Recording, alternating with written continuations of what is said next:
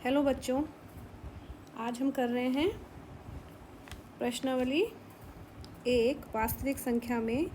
हम आज सीखेंगे कि अपरिमेय संख्याएं क्या होती हैं और उदाहरण 10 हम करेंगे। तो सबसे पहले अपरिमेय संख्या, आपको पहले भी बता दिया है कि अपरिमेय संख्याएं क्या होती हैं। अपरिमेय संख्या क्या होती हैं? जिनको हम P/Q के रूप में नहीं लिख सकते। ठीक है, P/Q के रूप में नहीं लिख सकते और जहाँ लिख सकते, और जहाँ P और Q क्या होते हैं? P और Q क्या है? पूर्णांक हैं। P और Q क्या है? पूर्णांक हैं। ठीक है, पूर्णांक हैं और Q is not equal to zero. और कंडीशन ये है कि ज़ीरो, ये जो Q है ज़ीरो के बराबर नहीं होना चाहिए। यानी जिसको हम P/Q के रूप में नहीं लिख सकते उन्हें अपरिमेय संख्याएं कहते हैं। ठीक है, ये हम पहले पढ़ चुके हैं। तो इसके कुछ उदाहरण हैं। जितनी भी अंडर रूट में संख्याएं आती हैं इस टाइप की, जैसे √2, ठीक, √3, √6, √5,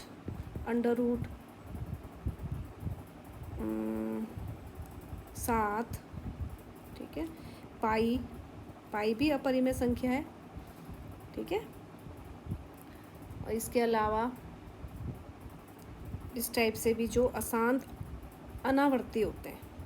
ठीक है, कुछ भी उदाहरण ले लो। 101 आपकी बुक में भी दिया हुआ है। 101, 100, 11100, 111, 4 बार 0।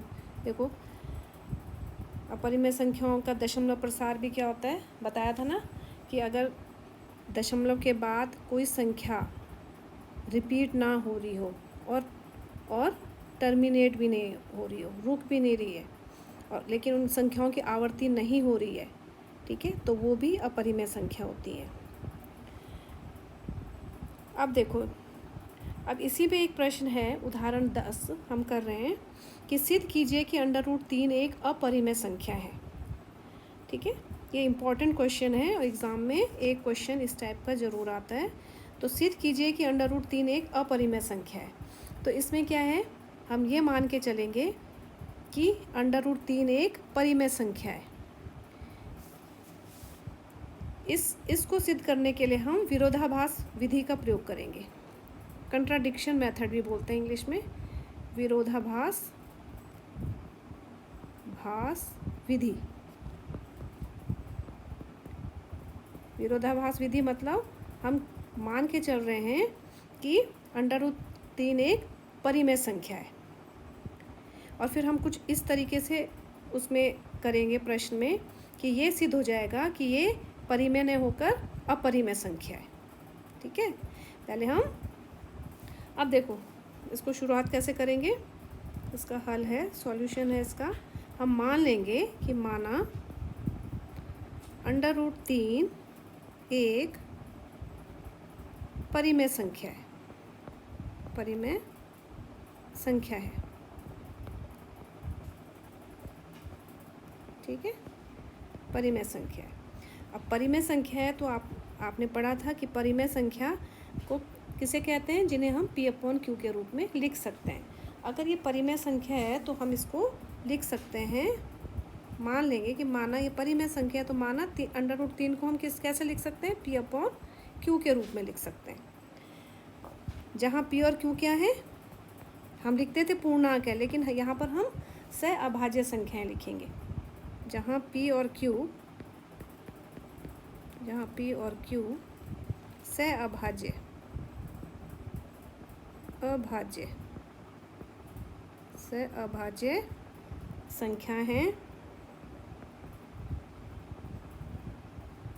संख्याएं हैं और Q is not equal to zero. अब हमने सहअभाज्य संख्याएं बताई थी आपको कि सहअभाज्य संख्या क्या है, जिन संख्याओं का जो गुणनखंड है उसमें क्या है, एक ही उभयनिष्ठ गुणनखंड होता है। जिन संख्याओं का उभयनिष्ठ गुणनखंड 1 होता है वो सहअभाज्य संख्याएं होती हैं, मतलब जिनका HCF जो होता है 1 होता है। ठीक है, वो क्या होती हैं, ये रफ है आपको समझाने के लिए। ठीक है, जिनका उभयनिष्ठ गुणनखंड क्या होता है 1 होता है, वो सहअभाज्य संख्या होती है। तो हमने यहाँ पर पूर्णांक इसलिए लिखा कि पूर्णांक से ही हम सहअभाज्य संख्याएं प्राप्त कर सकते हैं, क्योंकि पूर्णांक तो आपके 8/16 ये पूर्णांक है, लेकिन ये सहअभाज्य संख्या ही नहीं है। लेकिन अगर हम काटें इसको, 8 एकम 8, 8 दूनी 16, 1/2, 1 और 2 सहअभाज्य संख्याएं। ठीक है, इनका 1 के अतिरिक्त कोई भी उभयनिष्ठ गुणनखंड नहीं है, तो इसलिए हम यहाँ पर सहअभाज्य संख्याएं मानेंगे। अब देखो, अब इसके बाद क्या करना है, ये क्वेश्चन थोड़ा हटके होते हैं लेकिन आपने ये स्टेप याद रखने हैं। तो पहला स्टेप हमने ये समझो, ये पहला स्टेप है। ठीक है, ये याद रखना है, ये पहला स्टेप है। तो माना √3 बराबर है P/Q, जहाँ P और Q से अभाज्य संख्याएं हैं और Q is not equal to 0। अब क्या करेंगे, आपने क्या करना है, दोनों ओर वर्क करना है। दोनों ओर वर्क करने पर स्क्वायरिंग बोथ साइड वर्क करेंगे। तो हमने √3 का वर्क किया और P/Q का वर्क किया। ठीक है, इसका वर्क किया तो ये कट जाता है रूट से रे, तो ये बचा 3 बराबर है P²/Q²। ये आ गया आपका। उसके बाद यहाँ पर इसको हम इधर ले जाएंगे तो ये आ जाएगा 3Q² बराबर है P² और Q² बराबर है P²/3। ये हमने क्यों लिखा, इसको अगर 1 मान लेते हैं, Q² बराबर है P²/2। इसका मतलब है कि P² 3 से विभाजित है। इसका मतलब है P², अभी आप लिखते जाओ फिर मैं समझाती हूँ। P² 3 से विभाजित है। विभाजित मतलब भाग हो जाता है, विभाजित है। अगर P² 3 से विभाजित है, इसलिए P जो है P भी 3 से विभाजित होगा, P भी 3 से विभाजित होगा।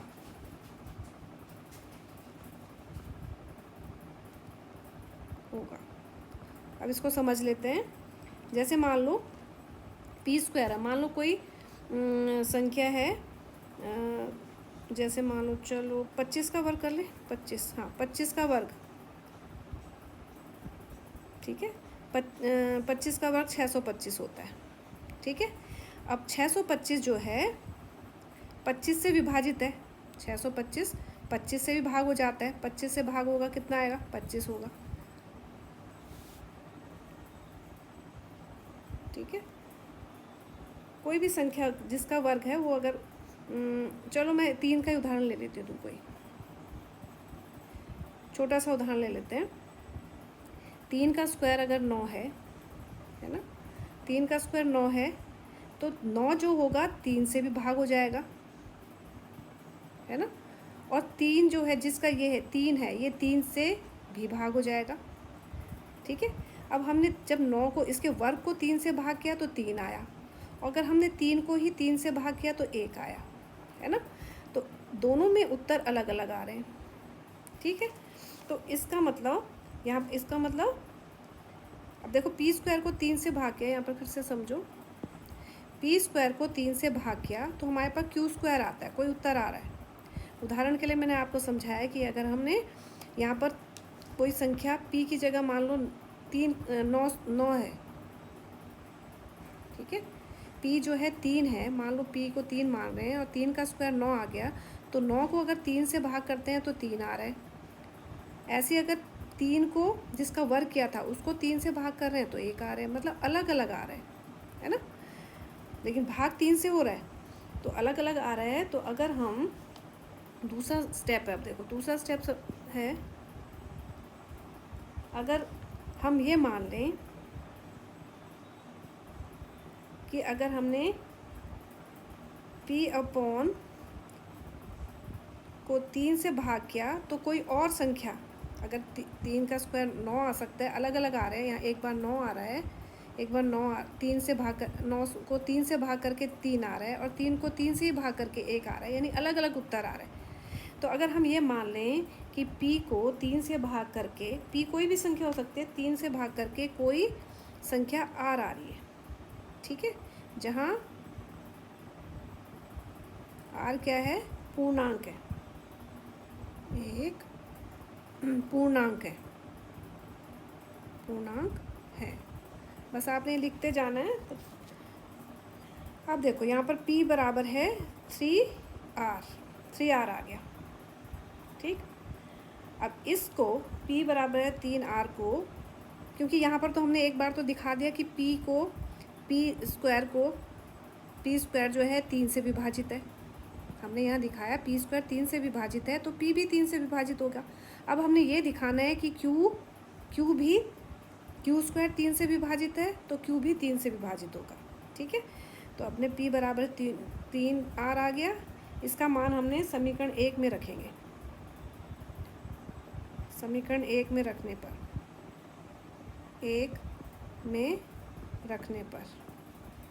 समीकरण 1 में रखा हमने, तो ये बन जाएगा q स्क्वायर बराबर है p की जगह 3r स्क्वायर बटे 3, ठीक है, ये आ गया। तो हमारे पास आ गया q स्क्वायर बराबर है 3r स्क्वायर आया था, 3 3 9 r स्क्वायर बटे 3, इसको भाग, ये 9 3 से भाग हो रहा है, q स्क्वायर बराबर है 3r स्क्वायर, ये आ गया। यानी r स्क्वायर बराबर है, हम ऐसे लिख सकते हैं q स्क्वायर बटे 3, यानी हमने ये दिखा दिया कि q स्क्वायर भी 3 से विभाजित है। ये समीकरण 2 लिख दो, ठीक है। यानी इसका मतलब है कि q स्क्वायर 3 से विभाजित है,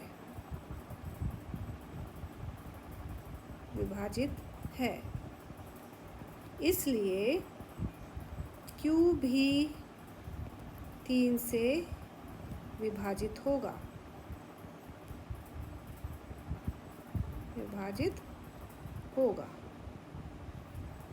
ठीक है।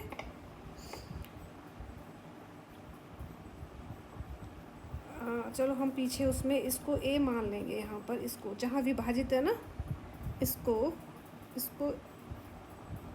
a कर लेते हैं, a, ये समझाने के लिए ठीक रहेगा, और इसको हम कर लेते हैं b, ठीक है, b हो गया।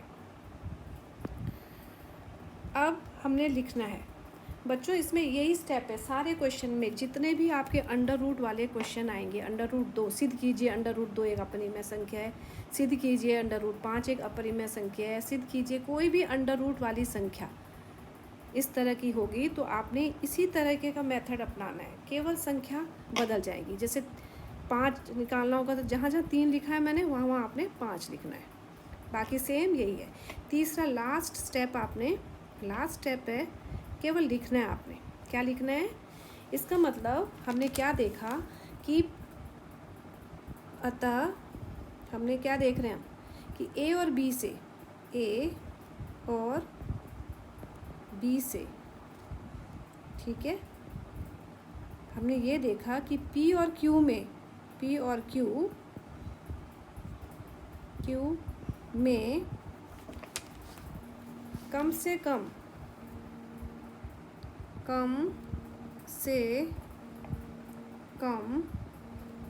एक उभयनिष्ठ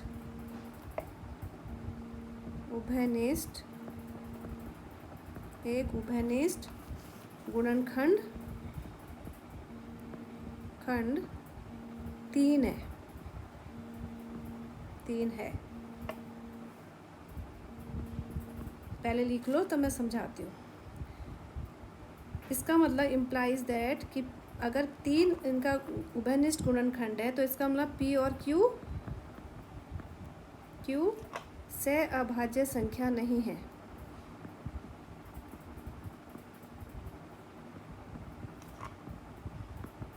संख्या नहीं है। इसका मतलब अगर ये पी और क्यू से अभाज्य संख्या नहीं है तो इसका मतलब √3 क्या है? एक परिमेय संख्या है। एक परिमेय संख्या नहीं है। एक परिमेय संख्या नहीं है। नहीं है क्योंकि से अभाज्य संख्या नहीं है वो, तो इसलिए परिमेय संख्या भी नहीं है। इसका मतलब अतः जो हमारा कथन था कि √3 एक परिमेय संख्या है वो गलत है। तो इसका मतलब हम सीधा ही लिख देते हैं √3 एक अपरिमेय संख्या